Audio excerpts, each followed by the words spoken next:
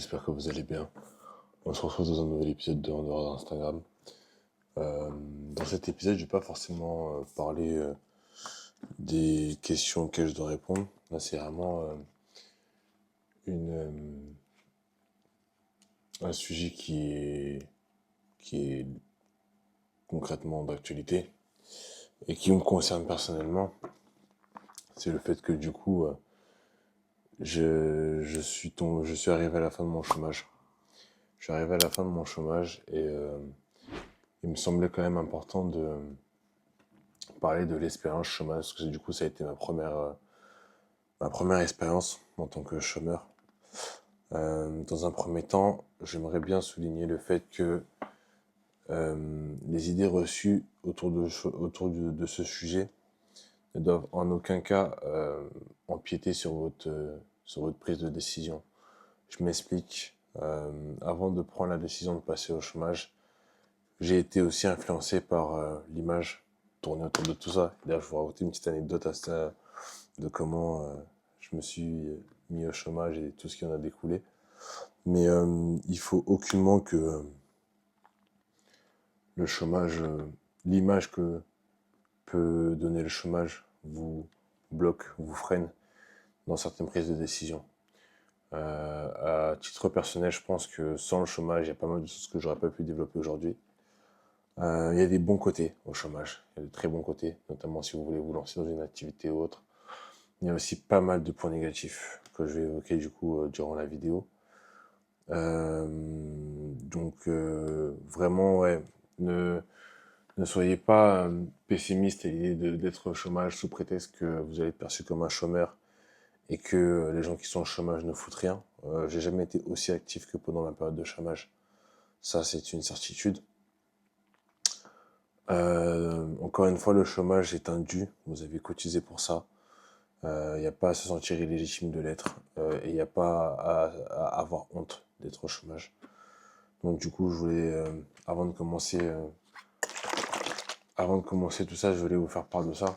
Parce que je sais qu'il y en a pas mal qui m'ont interrogé sur justement comment c'était le chômage, tout le tralala. Et même par rapport aux différentes vidéos, notamment celles que j'ai fait sur Instagram, sur mes introspections et tout. J'ai eu pas mal de retours sur le fait que beaucoup de personnes ont eu du mal, justement, ou se sentent mal à l'idée d'être chômeur ou de vouloir se lancer dans le chômage. Mais pour moi, il n'y a rien de mieux que le chômage si vous voulez. Si vous avez un projet, si vous avez un projet que vous voulez mettre en place et que par manque de temps, vous ne parvenez pas à le faire, je pense que la meilleure opportunité pour vous, c'est le chômage. Moi, quand je m'y suis mis, c'était hyper compliqué parce que du coup, je bossais. J'ai toujours voulu me lancer dans la création de contenu parce que j'avais une vision propre à moi et ça me demandait énormément d'organisation et de temps parce que du coup, c'était à mes débuts. Dans les prises de vidéos, dans le temps de réflexion, dans les idées. Puis voilà, souvent vu que tu bosses, t'arrives, les heures pleines. Donc du coup, il y a du monde, faut tourner. Pour les angles, c'est compliqué. Tu rentres, faut que tu fasses le montage, faut que tu fasses ci. Le lendemain, tu dois te lever à 6 heures. Enfin, c'était hyper compliqué. Et honnêtement, moi, pour ma part, je pense que ça a été une sage et bonne décision de m'y mettre parce que du coup, ça peut me permettre de me lancer pleinement dans ce qui m'anime réellement.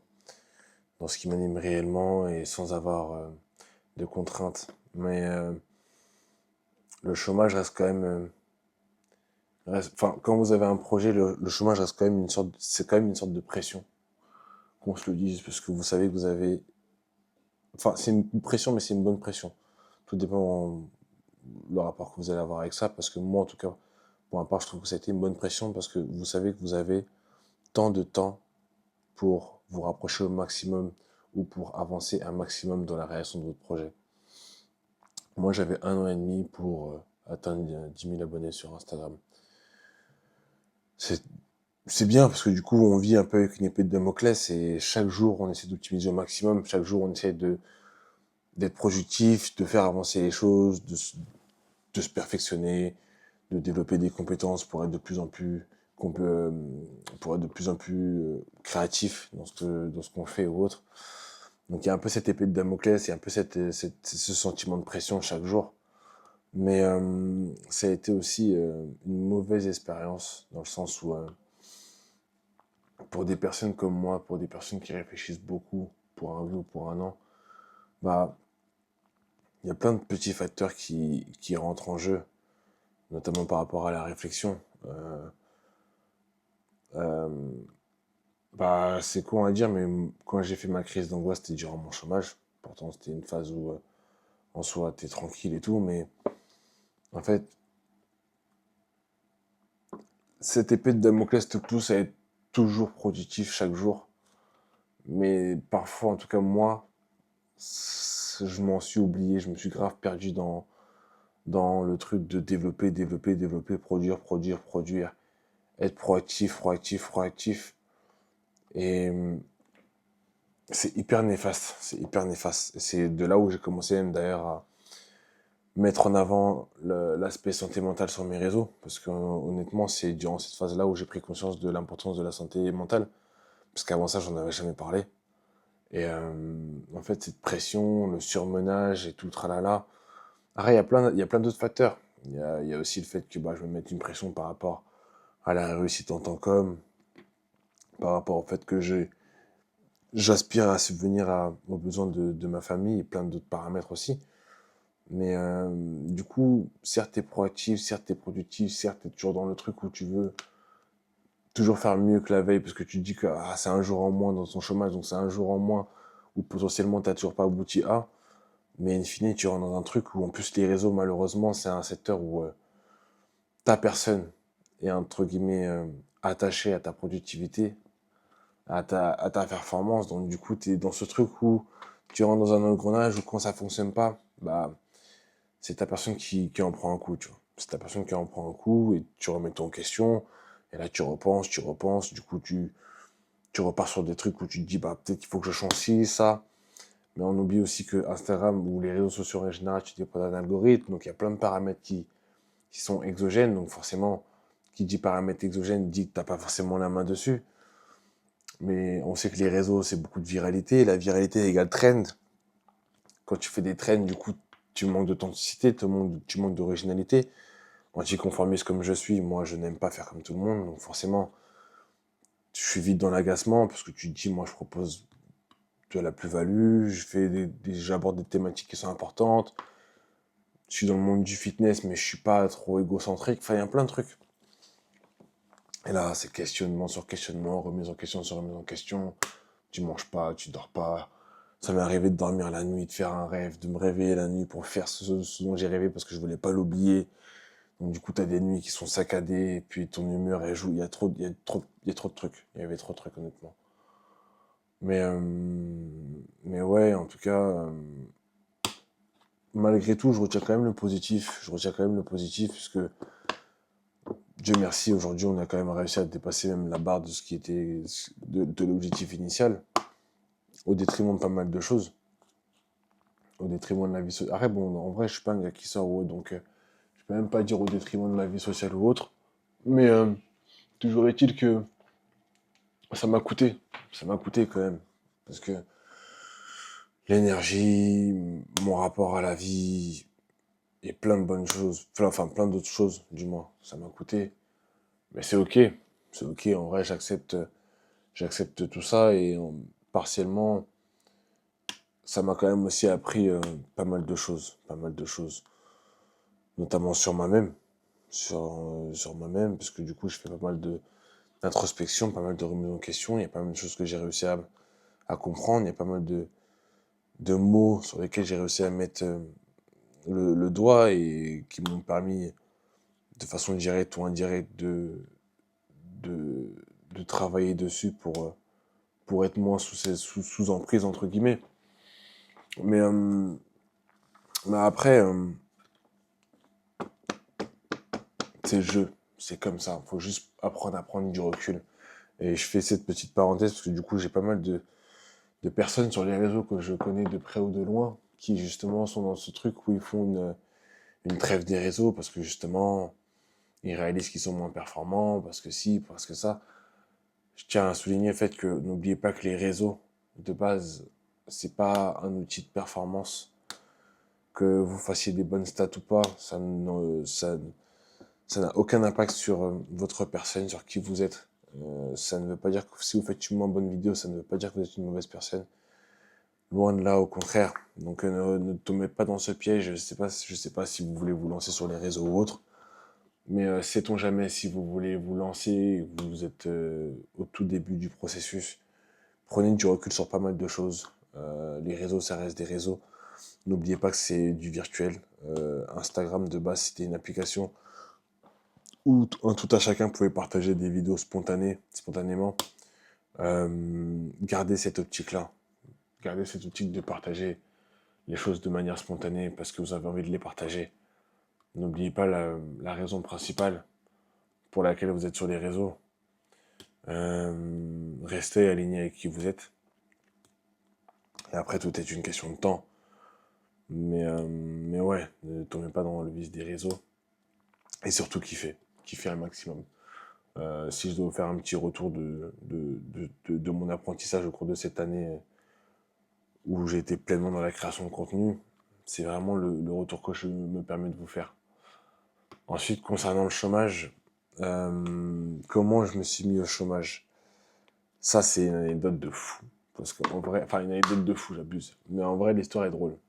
Parce qu'il faut savoir qu'avant ça, je travaillais dans le prêt-à-porter à Zara, Sainte-Catherine.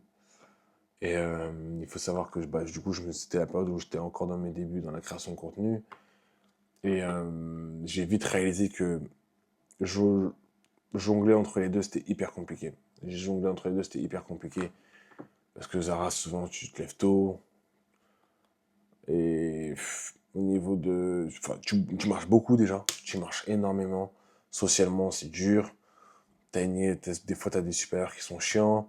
Les conditions de travail, ça va, mais bon, voilà. On sait ce que c'est, la fast fashion, tout tralala.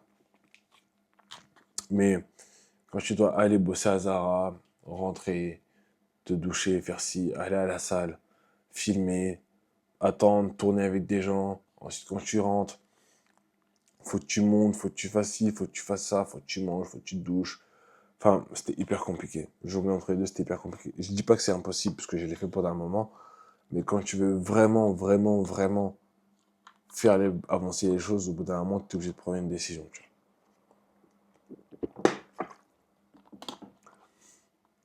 Donc, comment ça s'est passé? Il faut savoir que Zara, c'est, enfin, comme pas mal d'enseignes en vrai, ils n'étaient pas forcément pour l'idée d'opter pour la rupture conventionnelle, parce que du coup, ça leur coûte trop cher, de ce qu'ils disent. Ça leur coûte trop cher et tout le tralala, et moi, je voulais absolument être au chômage pour pouvoir me lancer pleinement dedans. Donc, ce que j'ai fait, et je vous dis pas ça pour que vous l'en fassiez, parce qu'en soi, c'est pas forcément un bon exemple ou une bonne chose à faire, mais je suis transparent avec vous. Ouais, on est là pour ça. Mais j'ai falsifié mes arrêts de travail. Mais quand je dis falsifié, c'est que j'ai vraiment fait exprès de faire une grosse, grosse erreur de façon à me faire attraper pour être viré. Donc, du coup, j'ai été convoqué au siège, etc. Et je me suis fait virer. Et suite à ça, du coup, parce qu'il faut savoir que pour avoir le chômage, il faut soit être viré, soit avoir une rupture co, je crois. Ou alors, je crois que c'est tout. Ou alors, licenciement économique ou des trucs comme ça. Mais si tu démissionnes, t'as pas le chômage. Si tu démissionnes, t'as pas le chômage. Et ça, je savais du coup, et je pouvais pas me permettre de démissionner. Donc du coup, ce que j'ai fait, c'est que je me suis fait faire licencier. Et après, j'ai entamé les démarches pour le chômage, tout en sachant que durant cette période, j'étais SDF. J'étais SDF littéralement. Je jonglais entre chez des potes, chez mon frère, tout le tralala. Durant cette période-là, j'étais chez mon frère. Et parce que du coup, ça faisait plus d'un an que je cherchais un appartement. Mais vous vous doutez bien, de toute façon, c'est comme ça, c'est pareil. Pour chercher un appartement, il faut gagner 6 fois le montant du loyer, je ne sais pas quoi. C'était hyper compliqué, sauf qu'en plus, moi, j'avais pas forcément de garant. Parce que du coup, j'ai mes frères qui travaillent en Angleterre et tout, là, les revenus sont anglo-saxons, donc du coup, c'est compliqué. Enfin bref, galère. Donc, du coup, j'étais chez mon frère pendant ce moment-là. Et il faut savoir que pendant cette période-là, enfin, comme je l'ai dit au début, c'est que j'étais aussi dans ce truc du putain, la honte, t'es au chômage, tu vois. Même si au fond, je savais que c'était une bonne décision, j'étais quand même dans ce truc de la honte, t'es au chômage, tu vois. Et du coup, bah, du fait que j'y vais chez mon frère, j'étais obligé de faire des stratagèmes de fou. J'étais obligé de faire des stratagèmes de fou, donc mon frère savait que je bossais à Zara, donc je me devais de faire comme si je continuais de bosser à Zara. C'est-à-dire que même en étant au chômage, je me levais genre à 6 heures, comme si j'étais de camion à Zara. J'allais à la salle, je faisais mes vidéos. Ouais, en soi, c'était, c'était une, c'était un mal pour un bien, parce que finalement, ça m'a vraiment poussé à vraiment être pleinement dans mon truc et tout. Je me levais à 6 heures pour aller à la salle. Je faisais plusieurs entraînements par jour et tout. Vraiment histoire de faire passer le temps pour que quand je rentre, je fasse rien. Genre du taf et tout, tu vois. Et j'ai fait ça pendant, je pense, ouais, de janvier à, de janvier à juin. De janvier à juin, je me suis pas fait mes cras et tout. C'est-à-dire que de janvier à juin, je me levais et tout, je faisais semblant que j'allais au taf et tout, et rien. Et un jour, je vais au taf. Non, mais je fais craindre que je vais au taf. Et je suis à la salle. Ça, c'est une dinguerie. Parce qu'il faut savoir, attendez, je vais contextualiser le truc. Il faut savoir que un jour avant ce jour-là, j'ai trouvé un appartement. J'avais trouvé un appartement et tout, donc c'était officiel, c'est bon, j'avais mon appart et tout. Et un jour, du coup, je me lève et tout, je vais à la salle vers 15 heures. Je fais craquer, je suis du soir. Je vais à la salle vers 15 heures et tout. Mon frère, il m'appelle. Genre, je dois avoir quoi, 7 appels manqués, je crois. Mon frère, il m'appelle et tout. Moi, je vois 6, 7 appels, je commence à flipper. Je me dis, à tout moment, il arrive un truc à mon petit neveu ou autre. Et il m'envoie un message, il me dit, ouais, appelle-moi urgent. Du coup, stress de ouf et tout. Et il me dit, ouais, t'es où là? Et à savoir que moi, j'étais sorti. Parce que du coup, moi, dans ma salle, on a un espace extérieur. Moi, j'étais sorti parce que, vous savez, la salle, il y a musique et tout, là, flemme de se faire mes crânes. Même si en vrai, à Zara, il y a de la musique aussi. Mais sur l'instant T, j'ai pas forcément réfléchi à ça. Et puis, vas-y, sait-on jamais, bruit de machine et tout. Mais bref, j'appelle mon frère et tout. Enfin, oui, si j'appelle mon frère et tout, je dis, ouais, qu'est-ce qu'il y a et tout. Il me dit, ouais, t'es où là? Je dis, ouais, je suis au taf, pourquoi? Il me dit, ouais, t'es où là? Je dis, mais oh, je viens de te dire que je suis au taf, toi, tu veux quoi? Tu veux des preuves aussi? Plus culotté, hein? Je dis, ouais, tu veux des preuves aussi? Il me dit, écoute, je vais te poser la question une dernière fois. T'es où là? Du coup, moi, je dis, pourquoi? Il dit, parce que du coup, Megan, elle est passée à Zara. Parce que ma belle-sœur travaille aussi, elle travaille à peut-être 200 mètres de Zara. Elle dit, ouais, parce que Megan, elle est passée à Zara. Elle a demandé après toi et on lui a dit, bah, Johan, il est viré depuis X temps. Ah! C'est moment là, j'ai eu chaud. Eh les gars, j'ai eu chaud de ouf. J'ai eu chaud et tout. Je suis pris d'une bouffée de chaleur. Je suis là. Je dis, ah, écoute, ouais, je vais être franc, je vais te parler français. Depuis, je suis au chômage. Je t'en ai pas parlé parce que je sais que voilà, déjà, je suis chez toi. J'ai pas envie que tu penses que je suis un glandeur et tout. J'ai un projet en tête. Je me suis pas mis au chômage pour rien. J'ai commencé à me justifier de ouf. Parce que, déjà, c'est mon frère, je suis chez lui et tout. Puis on a ce rapport-là où la notion du travail, plein de trucs. Enfin, on se sait. Tu vois. Du coup, je lui dis, écoute, j'ai pas fait ça pour rien. Je suis pas un glandeur et tout. Nani, nana. C'est juste que vas-y, je pouvais pas, je pouvais plus. Je pouvais plus jongler entre les deux et tout.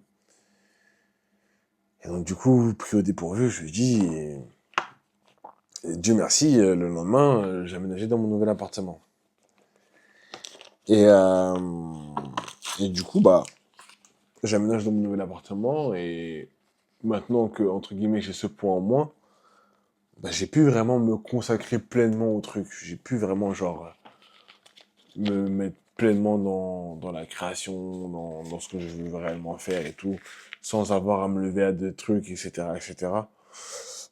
Et durant ces périodes-là, j'ai fait différents formats, différents concepts et tout, que j'ai vraiment apprécié faire et qu'il faut que je continue à faire d'ailleurs, parce que c'est vrai qu'en ce moment, j'en fais de moins en moins. Mais j'ai fait différents trucs et tout, tralala. Et sans réellement m'en rendre compte, j'étais grave tombé dans le piège des réseaux. Dans le sens où, enfin, j'étais tombé dans le piège des réseaux sans réellement tomber. C'est juste que, comme j'ai expliqué, j'avais une épée de Damoclès au-dessus du crâne.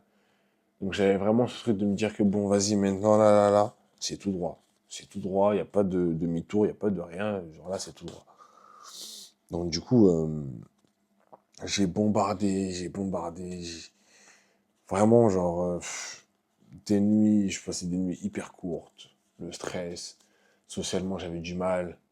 Euh, enfin, certains qui vont voir cette vidéo vont se souvenir de cette période-là. J'étais hyper compliqué à vivre et je m'en excuse parce qu'en soi, je m'en rendais pas forcément compte. Mais j'avais cette pression et c'est une pression que j'ai toujours eue parce que comme j'ai expliqué dans les autres vidéos, j'avais aussi ce truc de tu ne peux pas échouer, faut que tu montres que tu es capable de réussir dans un truc sans forcément être comme ton frère, sans forcément être dans ça, sans forcément faire de grandes études. Enfin, et puis, il y a tout ce qui s'est passé, c'est tous les antécédents et tout. Donc, j'ai aussi cette pression de me dire que, en fait, c'est all-in, tu vois. C'est all-in. Là, tu peux pas faire demi-tour. Tu t'es mis au chômage en plus. Gros, là, il faut envoyer, il faut envoyer. Sauf qu'en envoyant, je me suis grave oublié. Je me suis grave oublié pendant des mois. J'ai fait des nouveaux trucs. J'ai organisé des sortes de séminaires avec d'autres créateurs. Je les ai conviés dans mon projet YouTube et tout le tralala. Enfin, j'ai essayé de faire plein de trucs pour faire avancer les choses à ma façon et faire aussi avancer d'autres créateurs émergents, des personnes qui voulaient se lancer réellement et avec qui je sentais une bonne synergie. Donc je les ai conviés dans mon projet, j'ai essayé d'aider un maximum de personnes, prendre des photos, des vidéos, tout le tralala. Enfin, je pense avoir fait ce que j'avais à faire. Mais le truc, c'est qu'en faisant tout ça, je me suis toujours oublié. Je me suis toujours oublié. J'ai fait les choses machinalement, genre parce que j'avais l'objectif, donc buter, on y va, on fait.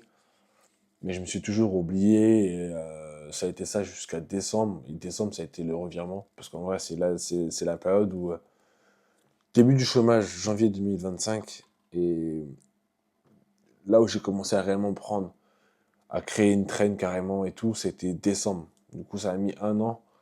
Et décembre, en fait, j'ai commencé à vraiment être dans. C'est là où je suis vraiment tombé dans le pied des réseaux. Parce que là, j'ai vraiment commencé à être dans le.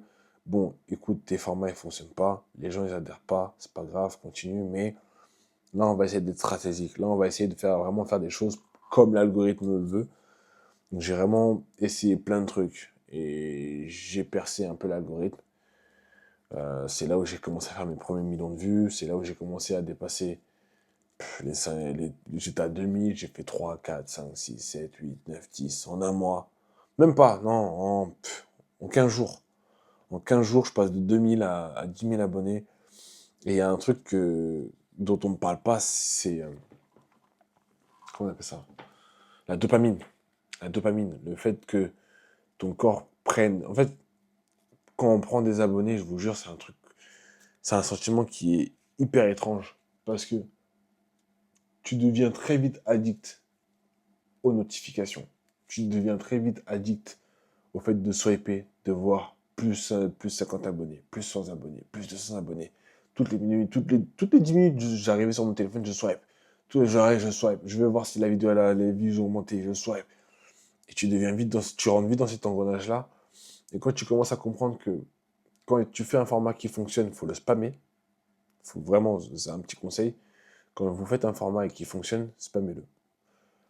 Moi, ça a été littéralement le truc de comment j'édite et tu vois le avant-après, soit d'un coup, soit bref, vous avez capté. Et j'ai fait ça dans toutes les formes, dans toutes les salles, Giga, Honor, Fitness Park, partout, matin, midi, soir. Mais une fois que j'ai compris l'algorithme, je me suis dit, écoute, tu vas poster 9 réels par jour. 9 réels par jour. Je sais pas si vous vous en rendez compte. 9 réels par jour. J'ai posté 9 réels par jour. Tous les jours, je me levais, j'en postais 3. À midi, j'en poste 3. Le soir, j'en poste 3. Le lendemain, je vais filmer, je reposte 3. Ensuite, je repars, je reposte 3. Ça a été ça pendant 30 jours. Tous les jours. Et je suis pas dans l'abus. Et forcément, bah, je passe de 1000 à 10, de 10 à 20, de 20 à 30, de 30 à 40. Et toujours la dopamine, la dopamine, la dopamine. Et tu t'oublies.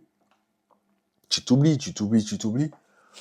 Et c'est là où, où le corps humain, tu réalises qu'il est fort. Parce que vu que j'ai toujours été en mode automatique, là, je pense que mon cerveau a reçu l'information du t'as atteint ton palier, donc gros, je lâche prise. Je me repose, je coupe. Je coupe littéralement toute liaison avec toi, tu vois. Et un soir, je suis hyper détendu pourtant. Je suis dans mon lit et tout. Euh, je regarde une vidéo. La vidéo du mec là, je sais pas si vous voyez le mec là, qui parle toujours sur le côté et qui dit fils de pute à la fin de sa vidéo là. Je regarde sa vidéo et tout, je rigole, je suis en fou rire, crise d'angoisse. Crise d'angoisse comme pas possible. J'arrivais pas à respirer. C'était ma première crise d'angoisse, j'ai cru que c'était la fin. J'ai cru que c'était la fin. Et ça m'a mis un coup. Ça m'a mis un coup parce que c'est là où j'ai réalisé qu'en vrai, la santé, on a souvent tendance à être focalisé sur nos objectifs de vie, sur notre réussite, sur ci, ça. Mais s'il n'y a pas la santé, il n'y a pas tout ça. Il n'y a pas tout ça. Et ça m'a surtout mis un coup parce que je me suis dit, c'est vrai, c'est pour des réseaux, quoi. C'est pour des vues, c'est pour des stats, c'est pour. Il n'y a pas. Il n'y a pas. Donc en vrai, ça m'a mis une sacrée claque. Et après ça, bah, c'est là où j'ai commencé à prendre du recul. Et à faire beaucoup, mais genre quand je vous dis beaucoup, j'ai peut-être même abusé de l'introspection. Matin, midi, soir, je réfléchissais sur pourquoi t'es comme ça, qu'est-ce qui fait ça, qu'est-ce qui te motive réellement, euh, pourquoi t'es aussi buté, pourquoi t'es aussi dur avec toi, pourquoi si j'essaie de trouver, j'ai retourné ciel et terre pour trouver des réponses à chacune de ces questions. Et il y en a pour lesquelles j'ai trouvé des réponses.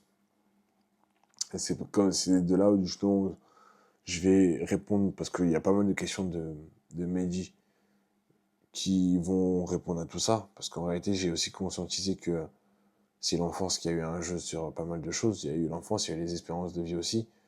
Pas mal de choses que j'ai pas exprimées, mais que je vais exprimer. Des étapes de ma vie qui ont été extrêmement compliquées. Notamment sur le fait que je pense aujourd'hui que je suis pas introverti, mais je pense que je le suis devenu. Mais ça, c'est d'autres sujets. Mais ouais, non, du coup, j'ai vraiment pris conscience que la santé, c'était primordial.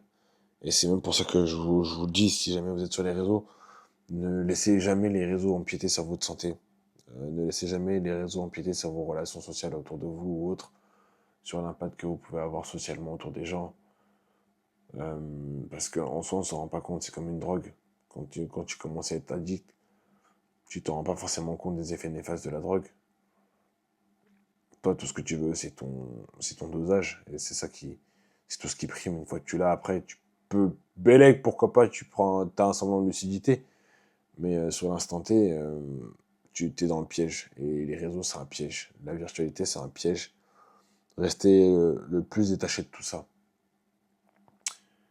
Et, euh, et après ça, bah, dans tous les cas, vous allez voir que le but principal, c'est juste de prendre du plaisir et, et de se faire kiffer sur les réseaux. Mais tout ça pour dire que voilà, le chômage, ça a été une très bonne expérience. Je le prends vraiment avec, comment dire, je le prends vraiment avec l'expérience positive ou négative qu'elle m'a apportée. Et aujourd'hui, maintenant que je suis sur la fin de mon chômage, euh, je peux vous garantir que, en vrai, je suis vraiment content de plus être au chômage. C'est bizarre dit comme ça, mais je suis vraiment content de plus être au chômage parce que le fait d'avoir un train de vie comme tout le monde, bah, j'ai le cerveau qui est moins préoccupé. Euh, je réfléchis moins et c'est bizarre, mais j'ai l'impression d'être mieux organisé. Le fait de te dire que voilà, là, tu vas travailler, tu fais ci, tu fais ça. Pourtant, en vrai, j'aurais jamais cru que, j'aurais jamais cru que reprendre le travail, ça m'aurait manqué. Après, il y a plein de facteurs qui jouent aussi. Il y a aussi le travail dans lequel je suis, le cadre, tout le tralala. Voilà, je suis dans un travail où c'est un travail d'homme, littéralement. Donc, t'es qu'avec des mecs. Donc, forcément, la dynamique, elle est différente. C'est pas prise de tête et tout. Les mecs, ils sont chill. Enfin, de toute façon, c'est comme dans tout, dans le monde du travail. Si t'as une bonne équipe, tu peux apprécier. Le boulot, il est plus appréciable. Donc, ça fait la différence. Mais j'aurais jamais pensé que, après avoir passé un an sans rien faire, entre guillemets, parce qu'en soi, ça a été une année colossale en vrai. J'aurais jamais pensé que retourner dans le monde du travail, ça m'aurait manqué. Mais en vrai, si, parce qu'en vrai, ça apporte une vraie stabilité. Et maintenant, avec l'expérience et du recul, il y a un bon équilibre. Il y a un bon équilibre dans le sens où, en réalité, socialement parlant, euh, le chômage, ça m'a aussi mis dans une condition où, en réalité, enfin, après, moi, je suis casanier, il y a plein de facteurs qui jouent aussi. Mais t'es livré à toi-même, entre guillemets. T'es livré à toi-même. Donc, forcément, il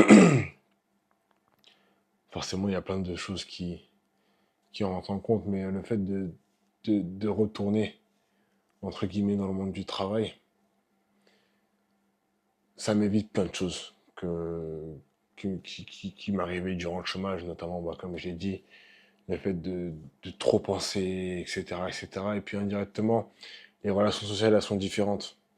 Comme j'ai dit, les relations sur les réseaux, parfois, elles sont troubles, elles sont vagues. Tu sais jamais si les gens te parlent par intérêt ou pas. Et t'as toujours ce truc d'essayer d'avoir le recul nécessaire pour essayer de savoir si la personne elle est vraiment là pour qui tu es ou autre. Alors que là, dans le monde du travail, personne sait ce que je suis, personne sait qui je suis. Je suis juste un mec comme tout le monde.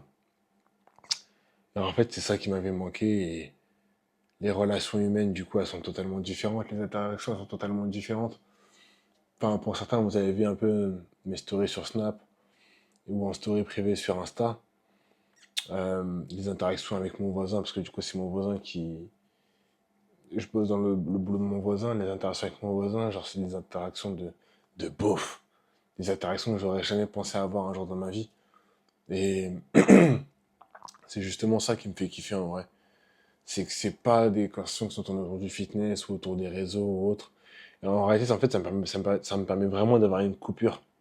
Ça me permet vraiment d'avoir une coupure dans ce que je fais. Et c'est vraiment ça qui fait la différence finalement. Et ça fait vraiment du bien. Ça fait vraiment du bien de pouvoir discuter avec des personnes sans avoir à parler de stats ou de oui, t'as vu la dernière trend ou t'as vu le physique de un tel, oh t'as vu il y a tel qui a signalé telle marque, oh t'as. Loin de tout ça en fait. Donc franchement, le post-chômage fait vraiment du bien. À ma grande surprise, parce que je vais pas mentir qu'honnêtement, plus j'arrivais vers la fin du chômage, plus j'angoissais entre guillemets parce que je me disais que ouah, le retour à la vie normale, comment il va être. Mais in fine, je pense que c'est pas plus mal.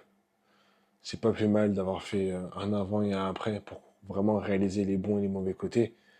Et comme je l'ai dit, ça apporte une vraie stabilité, un vrai équilibre. Et c'est le genre d'équilibre qui fait vraiment du bien. C'est le genre d'équilibre qui fait vraiment du bien. Donc ouais, c'est, c'est pas négligeable. Et créateur de contenu, t'as beau avoir des sponsors ou des partenariats, etc. T'es obligé d'avoir enfin, forcément, t'es obligé d'avoir un truc à côté. Qu'on se le dise, t'es obligé d'avoir un truc à côté. À part si demain, t'as des millions d'abonnés et que vraiment, t'es un créateur international, mais C'est pas le cas de tout le monde. Et ça, c'est une réalité. Faut pas croire que les réseaux, c'est l'Eldorado. C'est parce que ça ne l'est pas.